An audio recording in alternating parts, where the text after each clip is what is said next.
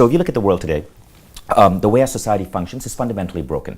Gallup did a really interesting study a couple of years back, and they found that 54% of Americans hate their jobs, or the more accurate word in the study was dislike their jobs.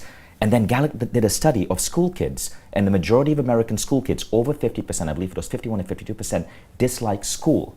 Now think about what that is saying. It's saying that we've created a society, despite all our technology, despite 2,000 years of Western civilization, more even, where our kids dislike how they are spending the majority of their waking hours, and they are groomed to become adults who dislike the way they are spending the majority of their waking hours. Something is broken, and you're talking about over 50% here.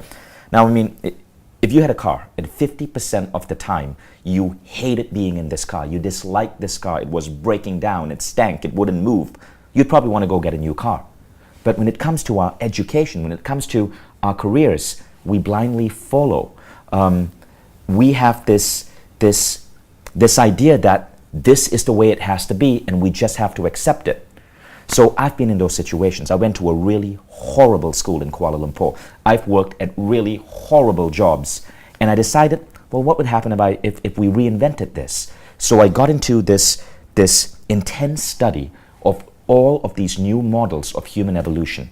I looked at Ken Wilber's work, the world's greatest living philosopher, and he spoke about expanding consciousness and what would human beings think about, how would they function, what would their levels of awareness be as we progressed. I looked into Barbara Marx Hubbard's idea of Homo universalis. I looked into Neil Donald Walsh's work of highly evolved beings, and I tried to create a roadmap of what the optimized human being would be.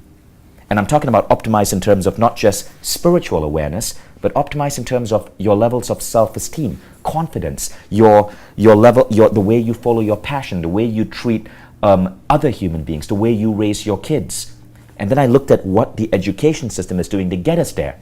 And the answer is hardly anything, maybe 5 to 10%. Instead, the education system is creating us to be cogs in the wheels of machinery. I mean, and that quote comes directly from Calvin Coolidge, I think, in the 1920s. He says, the point of education is to create workers who can be cogs in the wheels of industry.